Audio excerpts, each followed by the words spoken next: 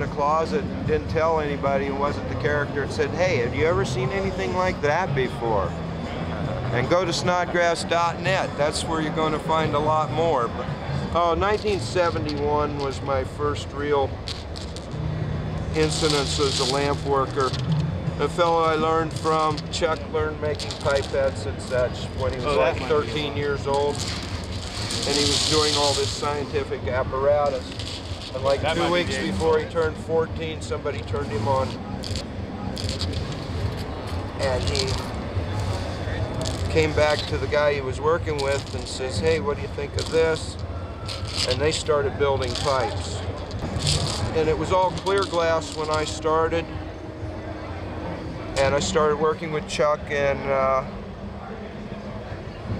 in '72 I brought him some microfine copper filings. And we blended them into clear glass. And in the clear glass, we stretched it into a rod, and part of it was red and part of it was green, and it had both ends of the color wheel on it. And that's the heritage that I pass on. Hi, I'm Ham. I'm from Eugene, Oregon, and I made the cactus.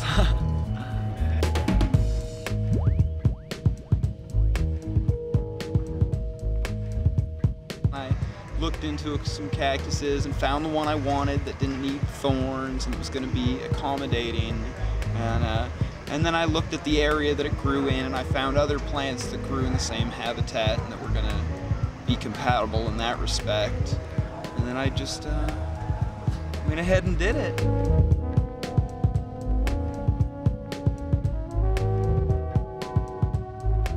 When I made that cactus piece, I felt the reasons that I started blowing glass in the first place coming through.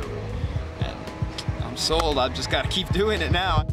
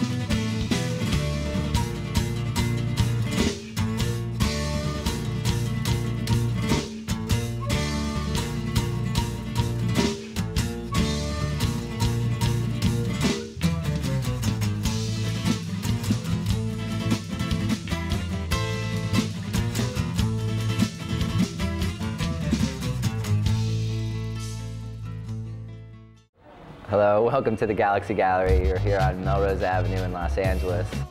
Here you are in a great gallery of glass where we've incorporated an art gallery and a cafe, a pioneering, new, adventurous attempt to upscale and add some intelligence to a scene that desperately needs help if it really wants social acceptance.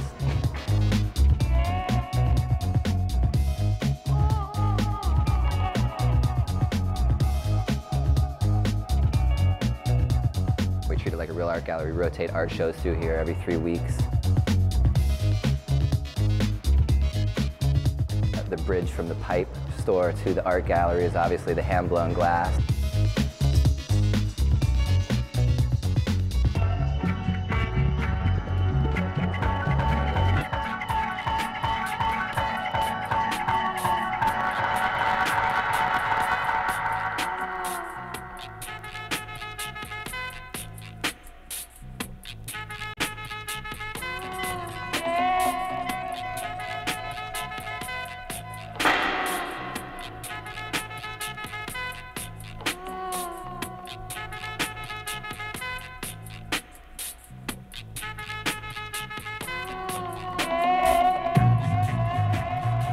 I think we've done a good job in upscaling and adding some intelligence to this type of store in order to draw that kind of appreciation. You know, these items are art, and they can be appreciated as such.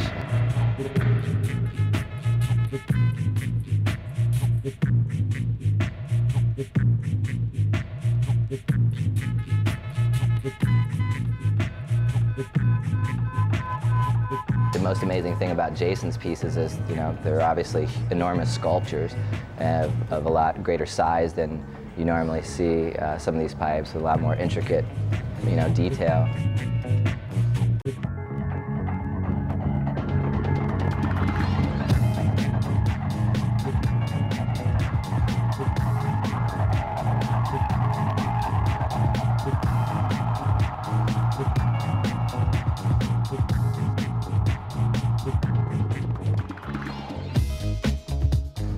As far as the pieces go. And I think the most amazing thing about it is when I saw him making one, and I saw him holding this huge sculpture almost in its final form, you know, while he's adding the few final touches or adding a final piece or something. He's holding it on a rod of glass that is bending from the weight of this thing, and he's holding this in the fire.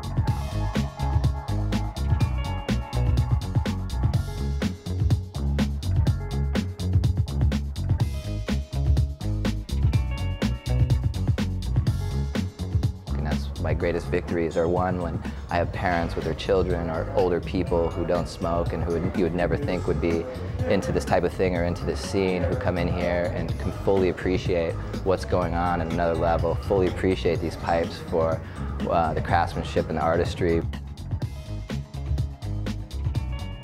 Unbelievable craftsmanship and degrees of skill involved in actually making these things that people from all walks of life can appreciate them, and that's what I think is saving this whole scene. I mean, the hand-blown glass has been the only thing that I think has been able to do what we're talking about, is upscale, add this intelligence, and gain this respectability by the people that don't get it. And the hand-blown glass has kind of saved the day. I'm Chris Dawson, and you're watching Taboo Glass. Hey there, my name is Marek. I'm a glass artist with Cornbread Productions. We are a consolidated group of glass blowers in San Diego. Pretty much teach each other stuff. We tell each other different techniques. We bounce ideas off each other, and we make it so that everybody in our group knows what the fresh ideas are and where glass is going tomorrow.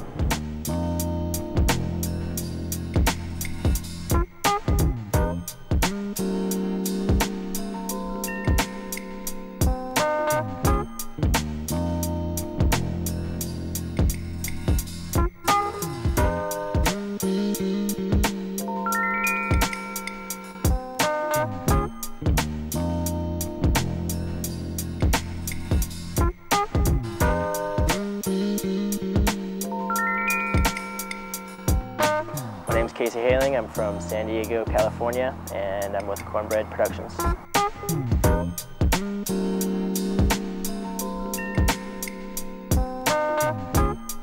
The thing about glass is it works itself, you know, so when you get into a piece, you initially have an idea, well, at least for myself, I initially have an idea of what I'm going to do, but you know, as I get into the piece and the piece goes this way or that way, or I get an idea, you know, it pretty much works its way out.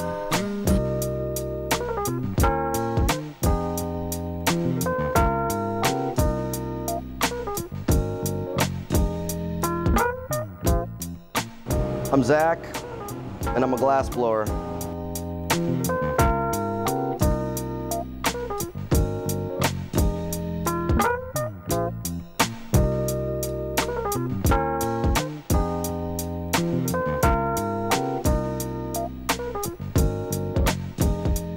when I saw glass blowing, I instantly fell in love with it just because it was such a unique medium.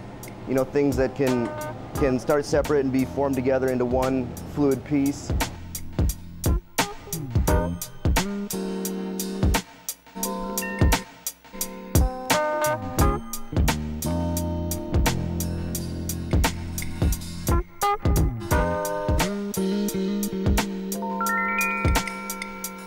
Mike Fro, San Diego, California. I used to do graffiti when I was like 16, 17. So, you know, you do like pieces or murals and you got to do a lot of filler, like the inside of the letters to make them all look really nice and pretty and to go along and flow in a constant motion. And I'd say that mainly is what I took into account with my color patterns.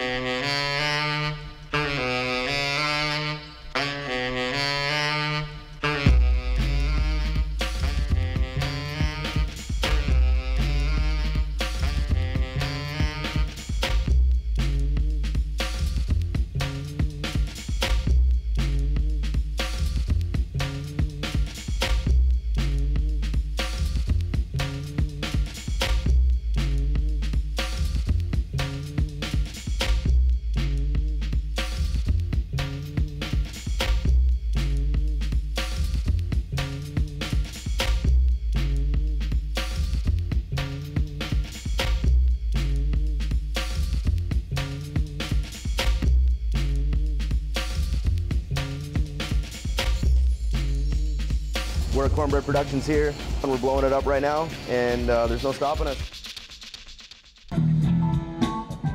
Hey, I'm Marcel. I'm out of basically the Pacific Northwest. This piece, Fish 2000, is, I consider it to be my first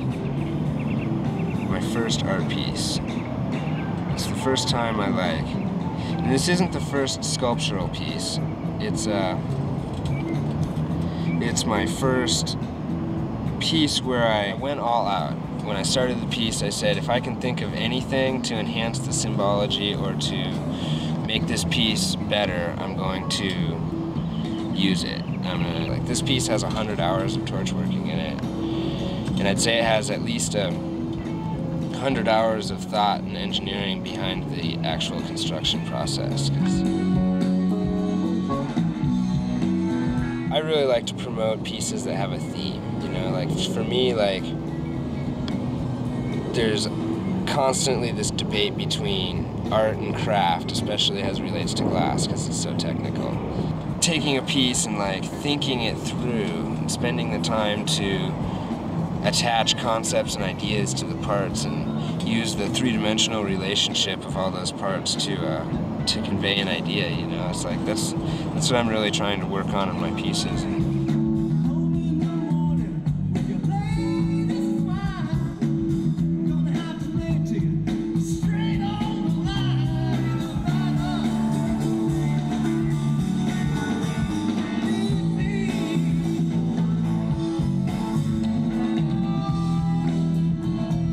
I'm really thankful for the whole like marketing scene that's come together around our glass, you know, with people buy the pieces and they really want to like see the improvement of the artists and see people getting ahead in life and expressing themselves, you know. It's like I feel that the art is all about like expressing yourself, and it's a language that can speak to people like directly.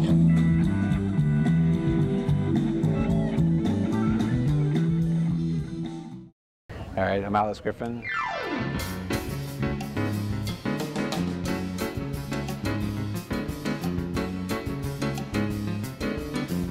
Late 1996, my brother was out in Eugene, Oregon, and he saw a guy at Saturday Market holding this beautiful dolphin piece and had a dragon piece beside him and an old fisherman's hat.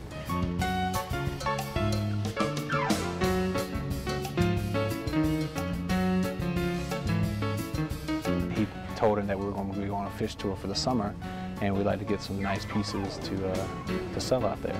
And that guy's name was Marcel, and he had a partner named Ezra.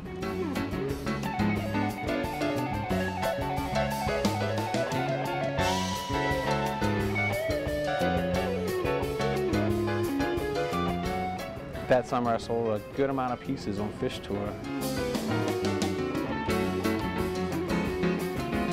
The time that I was out on Fish Tour, nobody knew about headpieces, and so I was like, if nobody knew about headpieces on Fish Tour, then just the general public wouldn't have a clue.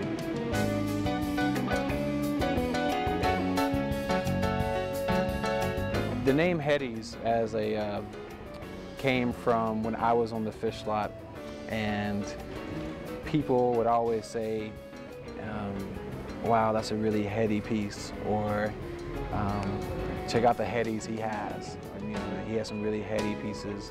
And so it just seemed completely natural that the most outlandish pieces, you know, should be called headies.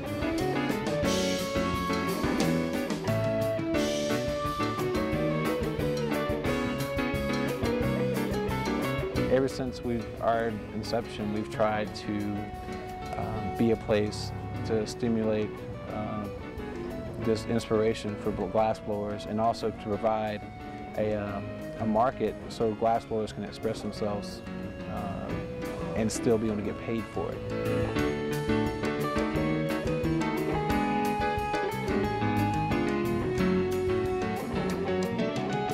People who buy headpieces now, people who buy Headies pieces now, 20 years from now are going to be buying the artistic glass art that's not a pipe. And so the ripple effect I think is going to be phenomenal just for the whole entire glass movement. And there's really, the sky's the limit to what's going to happen.